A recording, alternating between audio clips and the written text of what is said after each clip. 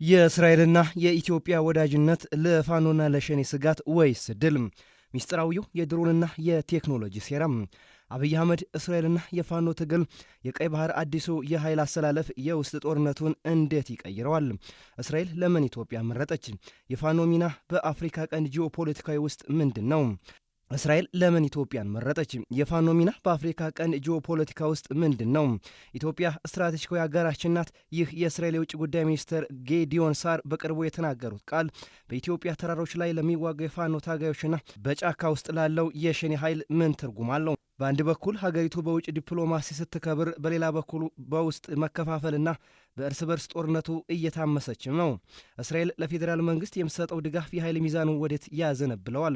ዛሬ የታሪክን ትስስር ከዘመናዊ የጦር ሜዳ ቴክኖሎጂ ጋር አያይዘን የፋኖንና የሸኔን እጣ ፋንታ በእስራኤል አይን እንቃኛለን። አብራችሁን ቆዩም። እስራኤል በአፍሪካ ቀንድ የምትከተለው የዳርቻ ሀገራት ፖሊሲ መሰረቱ የሀገራትን ሉዓላዊነትና አንድነትን መደገፍ ነው።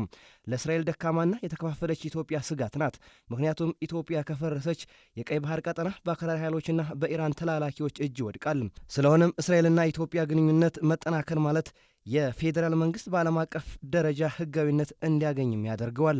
ይህ ደግሞ ወትሮንም በቋፍ ለተያዘው ዓለም ጀርባውን ለሰጣቸውና እንደ ፋኖና ሸኔ ላሉ መንግስታዊ ያልሆኑ ታጣቂዎች ትልቅ ዲፕሎማሲያዊ ፈተና ነው። በተለይም በእስራኤልና በኢትዮጵያ መካከል እየታደሰ የመጣው ግንኙነት ለፋኖና ለሸኔ ኃይሎች ትልቁ የሞትና የሽረት ስጋት የሚሆነው በቴክኖሎጂ ረገድ ነው። እስራኤል በዓለም ቁንጮ የሆነችባቸው ሁለት ነገሮች አሏት፣ የድሮን ቴክኖሎጂና የሳይበር ስለላ ቴክኖሎጂዎች። እስራኤል በ1948 ዓ ም ስትመሰረት የተፈጥሮ ሀብት አልነበራትም፣ ሰፊ መሬት ወይም ብዙ ህዝብም አልነበራትም። የነበራት ብቸኛው ሀብት አእምሮ ብቻ ነው። ዛሬ ግን ይቺ ትንሽ ሀገር የዓለም ጦርነትና የደህንነት ሳይንስ እየቀየረችም ትገኛለች። በተለይ በድሮን ዩኤቪ እና በስለላ ቴክኖሎጂ እስራኤል የደረሰችበት ደረጃ ለብዙ ሀገራት የማይታሰብ ተአምርም ሆኗል። እስራኤል የዘመናዊ ድሮኖች ፈጣሪና መሪ ሀገር ተደርጋም ትወሰዳለች። የድሮን ቴክኖሎጂ እንዲያድግ የተደረገው በ1973ቱ የዮም ኪፐር ጦርነት የደረሰባት ድንገተኛ ጥቃት ነው። ከዚያን ጊዜ ጀምሮ እስራኤል ሰው አልባ አውሮፕላኖች ለጦርነትና ለስለላ መጠቀምን ቀዳሚዋ ስራዋ አደረገች። እስራኤል ሄሮን የተባለ ድሮን ባለቤት ሀገርም ናት። ይህ ድሮን የእስራኤል ኩራት ነው። እስከ 52 ሰዓታት ያለማቋረጥ በአየር ላይ መቆየት የሚችል ከ10,000 ሜትር በላይ ከፍታ ላይ ሆኖ እጅግ ጥራት ያላቸውን ምስሎች መላክ የሚችል የቴክኖሎጂ ውጤትም ነው። ዛሬ ከ20 በላይ ሀገራት ህንድና ጀርመንን ጨምሮ ይህን ድሮን ይጠቀማሉ። በተለይም በኤልቢት ሲስተምስ የሚመረቱት ድሮኖች ለስለላ ብቻም ሳይሆን የታጠቁ ሚሳይሎችን ጭነው ኢላማን የመምታት አቅም አላቸው። በእርግጥ እስራኤል ስታርታፕ ኔሽን ብቻ ሳትሆን ሳይበር ሱፐር ፓወርም ያላት ሀገርም ጭምር ናት። የስለላ ቴክኖሎጂ በዓለም ላይ ተወዳዳሪ የለውም። እስራኤል ዩኒት 8200 የተሰኘ መከላከያ ኃይል ሚስጥራዊ ደህንነት ክፍልም አላት። በዓለም ላይ ካሉ የሳይበርና የሲግናል መረጃ መጥለፊያ ተቋማት ቁንጮው እንደሆነም ይነገራል። ከዚህ ክፍል የወጡ ወጣቶች ዛሬ ዓለምን የሚቆጣጠሩ የሳይበር ድርጅቶችንም መስርተዋል። እስራኤል ፔጋሰስ በተሰኘ በኑሶ ግሩፕ የተሰራው ሶፍትዌር ማንኛውንም ስማርት ስልክ ሰብሮ መግባት፣ መረጃዎችን መውሰድ፣ ካሜራና ማይክሮፎን መክፈት የሚችል እጅግ የረቀቀ የስለላ መሳሪያም የታጠቀች ሀገር ነች። ቴክኖሎጂው ምንም እንኳን አከራካሪ ቢሆንም የእስራኤልን የሳይበር ብቃት ለዓለም ያሳየ ነው። እስራኤል በድንበር ጥበቃ ላይ በሰው የማይታገዙ በራሳቸው ጥላትን ለይተው የሚያውቁና እርምጃ የሚወስዱ የኤአይ ካሜራዎችንና ዳሳሾችን በመጠቀም ቀዳሚዋም ሀገር ናት። በተመሳሳይ መልኩ እስራኤል የራሳቸውን ሳተላይት ሰርተው ወደ ጠፈር ማምጠቅ ከሚችሉ ጥቂት የዓለም ሀገራት ውስጥ አንዷም ናት። እስራኤል ካመጠቀቻቸው ሳተላይቶች ውስጥ ኦፌክ የተሰኙት ሳተላይቶች ቀዳሚ ናቸው።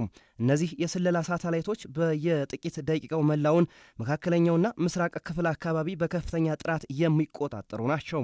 በሌሊትም ሆነ በቀን በደመናም ሆነ በአቧራ ውስጥ ማየት የሚችሉ የራዳር ቴክኖሎጂዎች ተገጥሞላቸዋል። እስራኤል አይረንዶም በተሰኘ የክትትል መቃወሚያ ታምር ያላትና ሰማያዋን የምትቆጣጠር ሀገርም ጭምር ናት። አይረንዶም ሚሳኤል መቃወሚያ ብቻም አይደለም፣ እጅግ ፈጣን የሆነ የራዳርና የመረጃ ትንተና ውጤት የሚመጣውን የሚሳኤል ፍጥነት አቅጣጫና የት ሊያርፍ እንደሚችል በሰከንድ ስብርባሪ ውስጥ በመተንተን እርምጃ የሚወስድ ድንቅ ቴክኖሎጂ ነው። ይህ ቴክኖሎጂዋ እስራኤልን የማይደፈር አጥር ገንብታ እንድትኖርም አድርጓታል። ይህ ከላይ የተጠቀሰው አባይን በማንኪያ ይሉት ፈጠራዋና ትጥቋ አጋር ለምትላቸው ሀገራት በተለይም ለኢትዮጵያ ምን ትርጉም አለው? እስራኤል ይህንን ሁሉ ቴክኖሎጂ ያሳካችው በህሉና ስጋት ውስጥ ሆና ነው። ኢትዮጵያም አሁን ባለችበት የቀጠናዊና የውስጥ ስጋት ወቅት ከእስራኤል ጋር የምታደርገው ስትራቴጂካዊ ግንኙነት እነዚህን ቴክኖሎጂ እንድታገኝ በር ይከፍትላታል። የድሮን ቴክኖሎጂ ለድንበር ጥበቃ፣ የሳይበር ቴክኖሎጂ ለብሔራዊ ደህንነት መጠቀም መቻሏ ለኢትዮጵያ ትልቅ አቅም አለው። እስራኤል በ76 ዓመታት ውስጥ መሬት ተነስታ የቴክኖሎጂ ጣራ ላይ ደርሳለች። ይህ ስኬት የሚያሳየው የሀገር ጥንካሬ የሚለካው በቆዳ ስፋት ሳይሆን በቴክኖሎጂ ልዕልና መሆኑን ነው የሚያሳየው። የእስራኤል ድሮኖች እና የስለላ ቴክኖሎጂዎች ዛሬም የዓለምን ፖለቲካ እየቀረጹም ይገኛሉ። እስራኤል ለኢትዮጵያ መንግስት ዘመናዊ የታጠቁ ድሮኖችን ወይም የድሮን መቃወሚያ ቴክኖሎጂዎችን ካቀረበች በቆላማውና በደጋማው የኢትዮጵያ ክፍል የሚንቀሳቀሱት ታጣቂዎች ትልቅ የሰው ኃይል ኪሳራ ሊደርስባቸው ይችላል። እንደ ፔጋሰስ ያሉ የእስራኤል የሳይበር ስለላ ሶፍትዌሮች የመንግስት ተቃዋሚና የጦር መሪዎችን ግንኙነት ለመጥለፍና ቦታቸውን ለማወቅ ይረዳሉ። እንደ ፔጋሰስ ያሉ የእስራኤል የሳይበር የስለላ ሶፍትዌሮች መንግስት ተቃዋሚዎችንና የጦር መሪዎችን ግንኙነት ለመጥለፍና ቦታቸውን ለማወቅ ይረዳሉ። ይህ ደግሞ በሚስጥር ለሚንቀሳቀሱት የፋኖና የሸኔ አመራሮች ትልቅ ስጋት ነው። በእርግጥ የፋኖ ንቅናቄ መሰረት የሆነው የአማራ ህዝብ ከእስራኤል ጋር ጥልቅ የሆነ የሃይማኖትና የታሪክ ትስስር አለው። በተለይም የሰለሞናዊ ስርወ መንግስትና የኦርቶዶክስ ተዋህዶ እምነት ለኢየሩሳሌም ልዩ ክብር አላቸው። ፋኖ ይህንን ታሪካዊና ሃይማኖታዊ ካርድ በመጠቀም እስራኤል በአፍሪካ ቀንድ የክርስትናና የታሪክ ደሴት የሆነውን ህዝብ እንዳታጠቃ ጫና ሊፈጥር ይችላል። እውነተኛው የታሪክ አጋርህ እኔ ነኝ የሚለው መልእክት ለቴል አቪቭ ማስተላለፍ ከቻሉ የእስራኤልን ድጋፍ ገለልተኛ የማድረግ እድል ይኖራቸዋል። ነገር ግን እስራኤል ለታሪክ ሳይሆን ለስትራቴጂካዊ ጥቅም የምትገዛ ከሆነ ፋኖን እንደ መረጋጋት እንቅፋት ልታየው ትችላለች። ይህ ደግሞ ፋኖን ከዓለም አቀፍ ድጋፍ ያርቀዋል። ለሸኔ ወይም ለኦሮሞ ነጻነት ሰራዊት የእስራኤልና የኢትዮጵያ መቀራረብ ከፋኖ የበለጠ አደጋ ሊሆንበት ይችላል። እስራኤል አክራሪነትንና የመንግስት መፍረስን ስለምትፈራ በኦሮሚያ ክልል ውስጥ የሚታየውን አለመረጋጋት ለመግታት ለመንግስት ወታደራዊ ስልጠናና መረጃ ልትሰጥ ትችላለች። ይህ ሸኔ በዓለም አቀፍ መድረክ የሽብር ስጋት ተደርጎ እንዲፈረጅ በር ሊከፍት ይችላል። ፋኖ በአሁኑ ወቅት በሰሜን ኢትዮጵያ በተለይም ወደ ሱዳን ድንበር ወደ ቀይ ባህር መተላለፊያ አቅራቢያ ያለውን መሬት የመቆጣጠር አቅም አለው።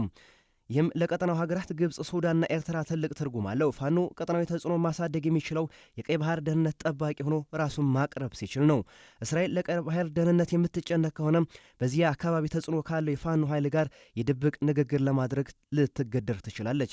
እስራኤል ከኢትዮጵያ መንግስት ጋር መወገኗ ግብጽና ኢራን ደግሞ በምላሹ የውስጥ አማጽያን ፋኖን ወይም ሸኔን በስውር እንዲረዱ ሊያደርጋቸውም ይችላል። ይህ ደግሞ ኢትዮጵያ የዓለም ሀያላን የጥላቻ ጦርነት ወይም ደግሞ ፕሮክሲዋር አውድማም ያደርጋታል። ክቡራትና ክቡራን በእስራኤልና ክቡራትና ክቡራን የእስራኤልና የኢትዮጵያ ስትራቴጂካዊ አጋር ሁለት ስልት ያለው ሰይፍ ነው። ክቡራንና ክቡራት የእስራኤልና የኢትዮጵያ ስትራቴጂካዊ አጋርነት ሁለት ስለት ያለው ሰይፍ ነው። በአንድ በኩል የኢትዮጵያ መንግስት በቴክኖሎጂና በዲፕሎማሲ ያጠናክራል፣ በሌላ በኩል ደግሞ እንደ ፋኖና ሸኔ ያሉ ኃይሎችን ህልውና አደጋ ላይ ይጥላል። አለፍ ሲልም በእስራኤልና በኤርትራ ጋር ያለው ግንኙነት አለፍ ሲል እስራኤል ከኤርትራ ጋር ያላት ስውር ወዳጅነት የፋኖ ኃይሎችን በቀን እንዲታይ ያስገድዳታል። እንደ ፌዴራል መንግስቱ መረጃ ፋኖና ኤርትራ ጠንካራ ወዳጅነት እየገቡ ናቸው። እስራኤል በአፍሪካ ቀንድ ያላትን ስትራቴጂካዊ አጋርነት ለማጠናከር አይኗን ጥላባቸዋለች። ኢትዮጵያ ታሪካዊ አጋር ስትል ብታሞካሻትም በቀይ ባህር ዳርቻ ግን ሌላ ወሳኝ ምርጫ ከፊቷ ተጋርጧል። ኤርትራ ወይስ ሶማሊያ?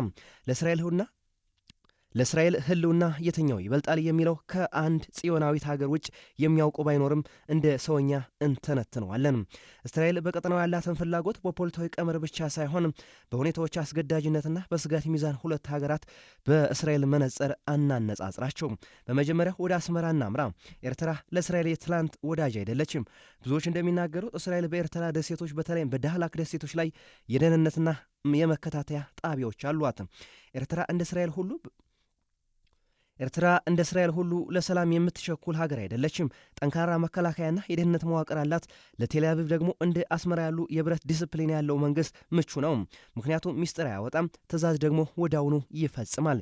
የእስራኤል መርከቦች በቀይ ባህር ሲያልፉ ኤርትራ የጀርባ አጥንት ሆና ልታገለግል ትችላለች። ነገር ግን ኤርትራ ለምዕራባውያን ያላት አመለካከትና የኢሳያስ አፈወርቂ የማይገመት ባህሪ እስራኤልን በጥርጣሬ እንድትታይ ያደርጋታል። አሁን ደግሞ ወደ ሶማሊያ እንሻገር። ሶማሊያ ከአፍሪካ ረጅሙን የባህር ዳርቻ የታደለች ሀገር ናት። ለእስራኤል ሶማሊያን ማግኘት ማለት ህንድ ውቅያኖስንና የኤደን ባህረ ሰላጤን መቆለፍ ማለት ነው። ለእስራኤል ሶማሊያን ማግኘት ማለት ህንድ ውቅያኖስንና ኤደን ባህረ ሰላጤን መቆለፍ ማለት ነው። እስራኤል በአብርሃም ስምምነት በኩል በአረብ ሀገራት ጋር የታረቀችበትን ስሜት ወደ ሶማሊያ ማምጣት ትፈልጋለች። ሶማሊያ የባህር በር ብቻ ሳትሆን እስራኤል በአፍሪካ ያላትን ተጽዕኖ የምታሰፋበት ወርቃማ በር ናት። ግን ሶማሊያ እንደ ኤርትራ አንድ ድምፅ አይደለችም። የአልሸባብ ስጋት፣ የውስጥ መከፋፈልና የቱርክ ከፍተኛ ተጽዕኖ እስራኤልን ያስፈራራታል። የእስራኤል በሶማሊያ ኢንቨስት ብታደርግ ነገር ግን በመንግስት ውስጥ ወይም በሽብር ጥቃት ያ ሁሉ ድካሟ ውሃ በላው እንዳይሆን ትሰጋለች።